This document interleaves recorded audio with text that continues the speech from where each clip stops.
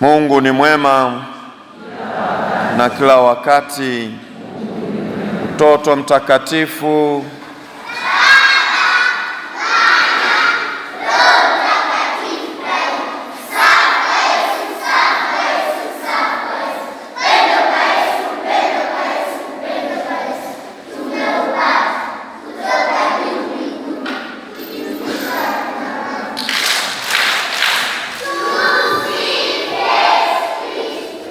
milele. Amina. Watoto mpo?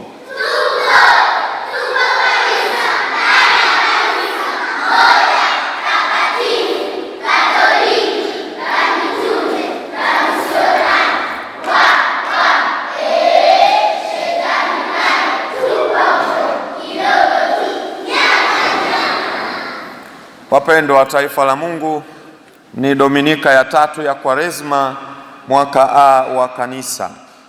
Leo tutafakari ujumbe huu: tuwe na kiu ya kumtafuta Yesu.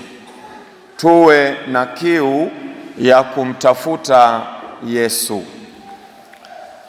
Masomo yetu ya leo, kuanzia somo la kwanza na kwa namna ya pekee Injili, yote yanazungumzia juu ya kiu ya mwanadamu, kiu ya maji yanayoridhisha mwili, yanayopoza kiu ya mwili.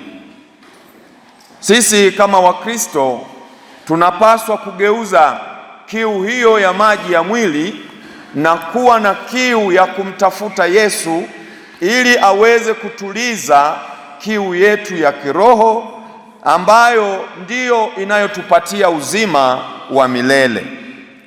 Somo la kwanza tulilolisikia kutoka kitabu cha Kutoka sura ya 17 aya ya 3 mpaka ya 7. Tumesikia namna Waisraeli wanavyosahau wema wa Mungu aliowatendea. Wanamlaumu Mungu kwa kukosa maji. Ndugu zangu wapendwa, Waisraeli walipokuwa kule utumwani Misri, walitumikishwa kwa mambo mengi mabaya yaliyowatesa, hata wakamnung'unikia Mungu, wakalalamika kwamba Mungu, mbona tunateseka? Na Mungu akasikia kilio chao, akatuma Musa aende awatoe. Akaenda akawatoa wana wa Israeli kule Misri mikononi mwa Farao, aliyekuwa na wasulibisha na kuwatesa kwa mambo mengi yasiyokuwa na utu kwa binadamu. Sasa baada ya kuwa wametoka huko, wamevuka bahari ya Shamu, wanaelekea nchi ya ahadi. Njiani walikutana na changamoto nyingi tu. Mara wamekosa maji kama leo tulivyosikia, wakasahau mema yale yote ya Mungu, wakasahau mateso yao waliolilia na kumwomba Mungu awaokoe nayo, ambayo Mungu alisikiliza na akawatoa kweli. Wamesahau hayo yote. Leo wanamlaumu Mungu kwa changamoto ya maji. Wamesahau kuwa Mungu huyo huyo wanayemnung'unikia ndiye aliyewavusha kwenye bahari ya Shamu, akagawa bahari ile, wakavuka vizuri. Wamesahau hayo. Wao wanachoangalia sasa ni shida iliyoko sasa, hatuna maji. Na wanathubutu kutamka kwamba hivi, bado tuna Mungu kweli? Mna uhakika Mungu yuko upande wetu? Kama yuko upande wetu, kwa nini tunapitia haya? Kwa nini tunateseka? Wanamuuliza Musa, hivi kweli mmetutoa huko ili mje mtuue hapa kwa njaa, mtuue hapa kwa kiu ya maji? Ni maneno mabaya, ni masikitiko ya hovyo, ni malalamiko ambayo hayafuati utaratibu. Ndugu zangu, sisi kama Wakristo katika maisha yetu, kuna muda tunafanana na Waisraeli, kuna muda tunafanana kabisa na hawa jamaa. Binadamu sisi Wakristo, sisi Wakatoliki, tunaweza kutendewa mema mengi kweli na wenzetu na kanisa, lakini ikafika tu mahala fulani pakawa na shida, tunasahau mema yote, tunakazia kwenye shida hii. Sasa tunaanza kunung'unika, kuwalaumu, hata kwenye viongozi wetu ni hivyo hivyo. Wanaweza wakafanya mema mengi sana, lakini wakakosea mahala fulani, tutalia bango hapo hapo na kusahau mema mengine yote. Tunakumbushwa kupitia somo la kwanza, tutambue wema wa Mungu maishani mwetu. Mengi anayotutendea mazuri yatufariji tunapopata shida.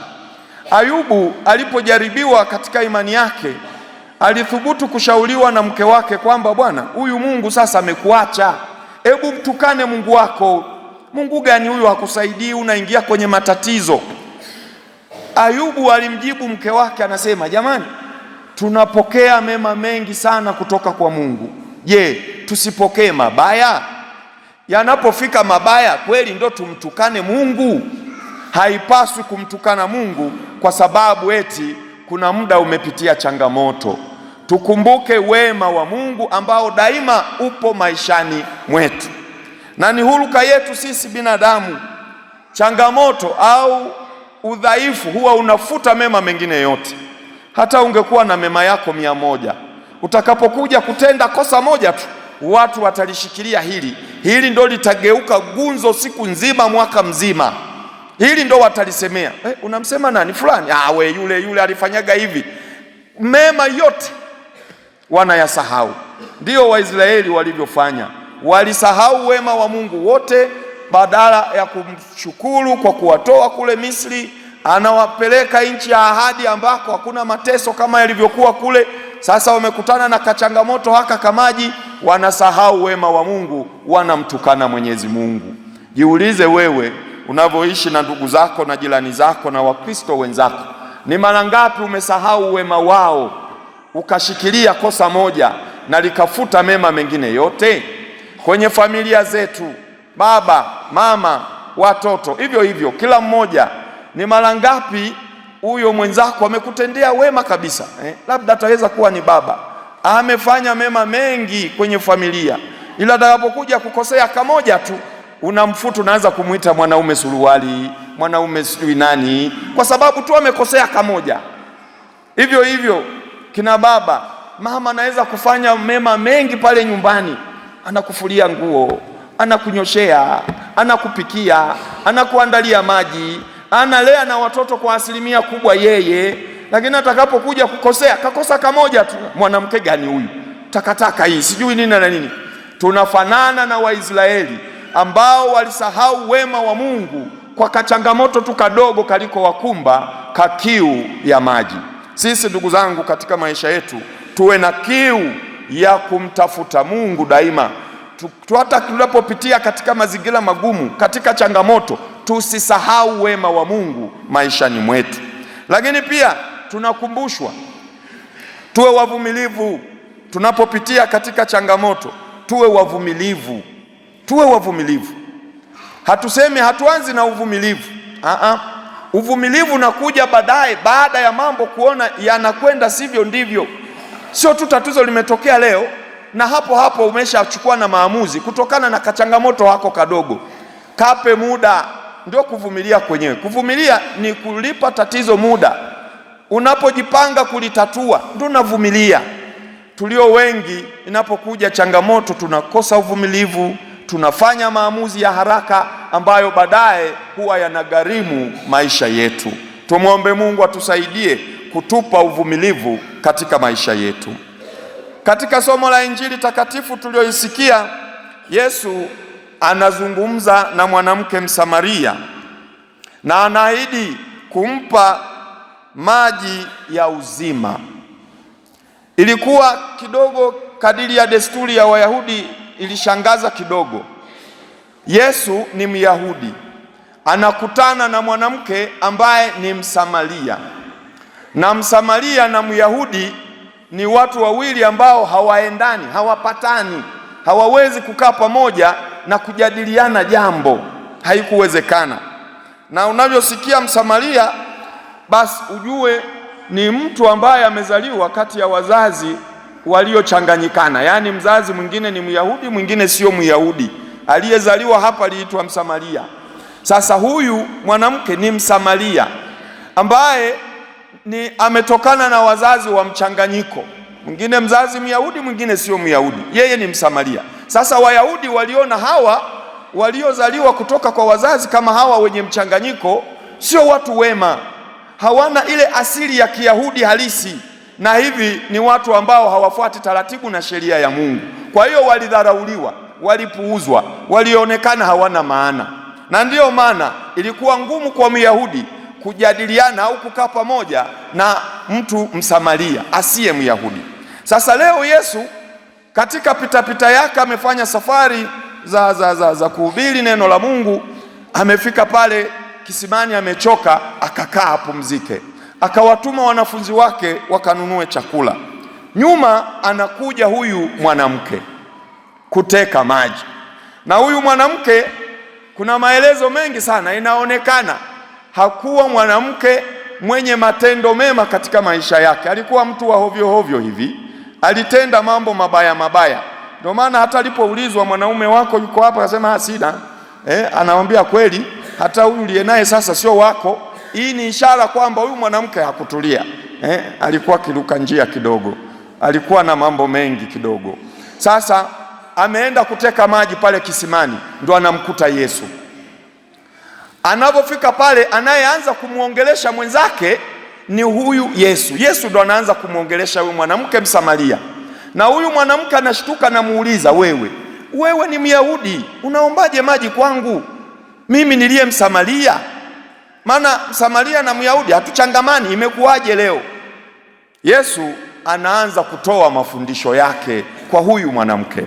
Na tujue pia Wayahudi walikuwa na desturi, nafikiri hii hata sisi hivi. Jamani kina mama, maji watu na muda sahihi wa kuchota maji ni muda gani?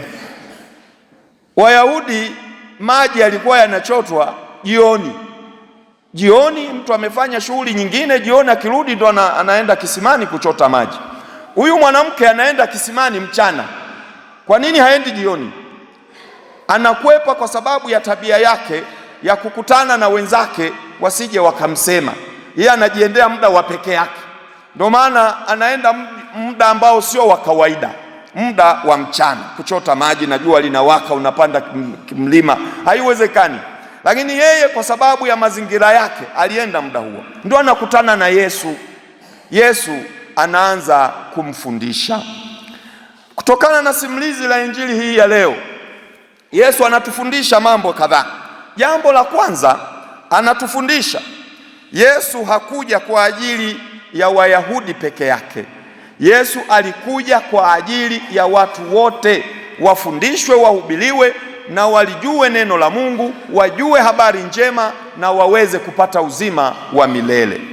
Anatufundisha Yesu, na sisi tupo watu wa leo tunaotaka kwenye mtazamo kama wa Wayahudi kwamba Yesu alikuja kwa ajili yao tu, au mtazamo kama wa huyu mama Msamaria kwamba mbona wewe ni Myahudi, mimi Msamaria, unaniombaje maji mimi? Tupo tunaotenda kwa mfumo huo katika maisha yetu. Mtu akitaka kutenda wema, na angalia anayetakiwa mtendee wema ni nani?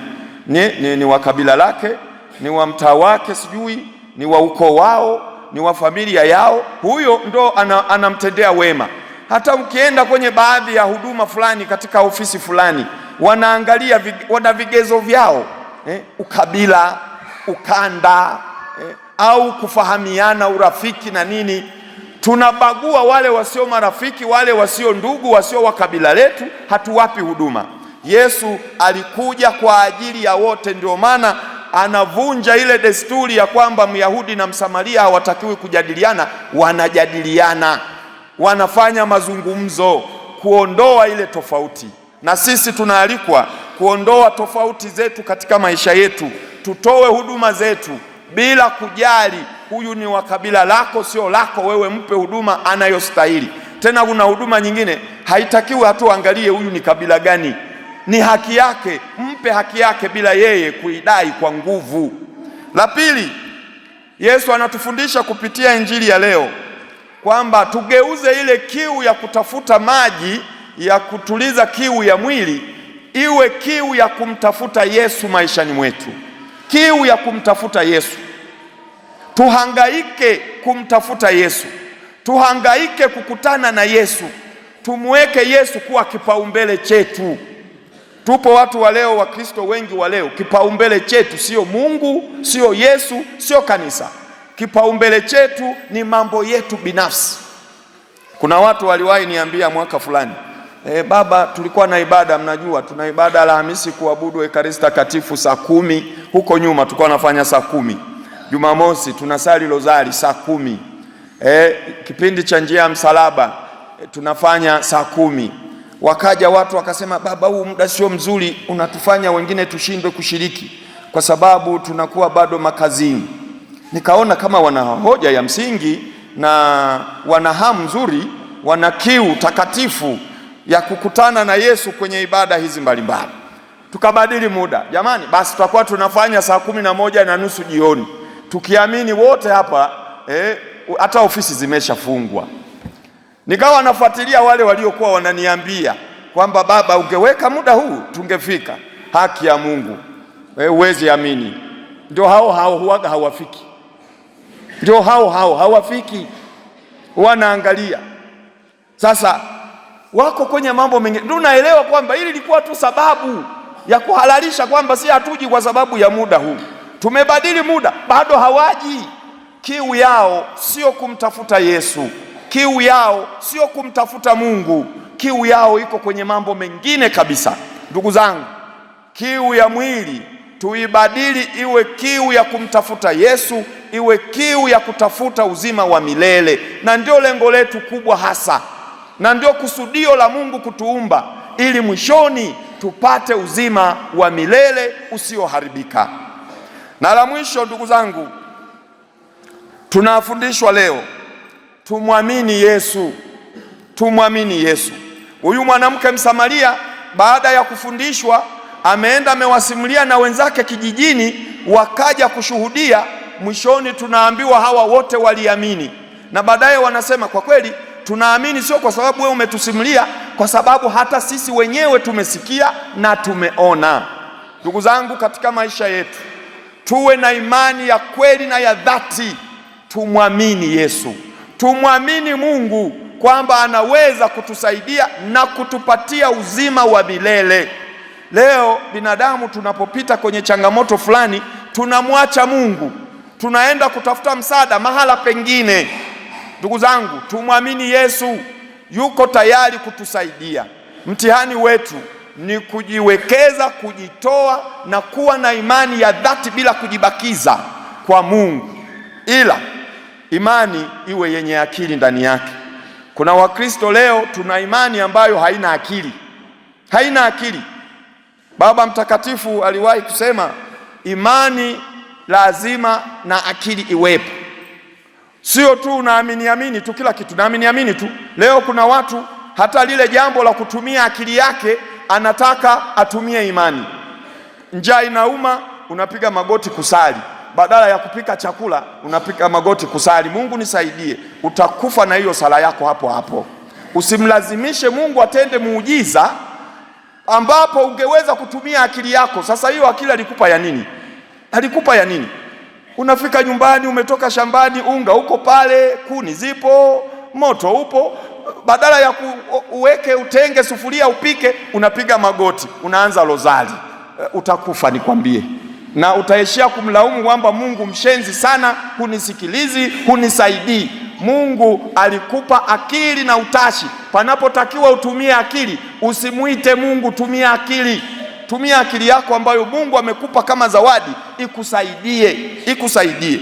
Kwa hivyo na sisi katika maisha yetu tumwamini Mungu, ndio, tuweke imani yetu na matumaini yetu kwa Mungu, ndio, lakini katika mambo ambayo yanavuka uwezo wetu na upeo wetu wa kibinadamu. Si unaweka imani yako hata kwenye mambo ambayo wewe mwenyewe unaweza, halafu nasali unalazimisha Mungu atende muujiza kwa lile ambalo wewe mwenyewe unaliweza. Mungu anakaa tu anakutazama tu. Utalalamika, utahangaika, utamtukana kila tusi la kila aina, yeye anakutazama tu, anakusubiri siku mkutane uso kwa uso, akukumbushe kwamba wewe ulitumia akili niliyokupa vibaya. Ndugu zangu, tumwombe Mwenyezi Mungu katika maisha yetu, tusiwe watu wa lawama, hasa pale tunapopita katika changamoto. Hata kama hiyo ni huruka yetu sisi binadamu. Binadamu anaweza akahangaika, huwa naona mara nyingi anahangaika kutafuta kazi, mtu anahangaika, baadaye anaweza kukwambia baba, mimi ukinipa kazi nipo tayari hata kujitolea, usinilipe, nitajitoleaga, nitafanya bure, kwa sababu anahangaika. Ukimpa tu kazi, haya fanya kazi hii hapa, atafanya hata miezi 2 mitatu, anaanza sasa haangalii, hakumbuki tena kwamba alikuwa anahangaika kutafuta kazi. Anaanza kulalamika, kwa kazi gani, mshahara wenyewe mdogo, kwanza mazingira yenyewe magumu. Wakati unahangaika hukujua haya yote, hukujua. Ndio huruka yetu binadamu, ndio huruka yetu. Mtu akila akishiba anaanza kudharau chakula kile. Kwanza chakula chenyewe hakikuwa na chumvi, ameshagonga matoke 20, anaanza kusema chakula chenyewe ndio kilikuwa kibichi, hukujua. Tumwombe Mungu atusaidie tunapopitia katika changamoto, tusiwe wepesi wa kulaumu na kukata tamaa. Tumwombe atuimarishe katika imani, tubaki waaminifu kwa Mwenyezi Mungu. Tumsifu Yesu Kristo.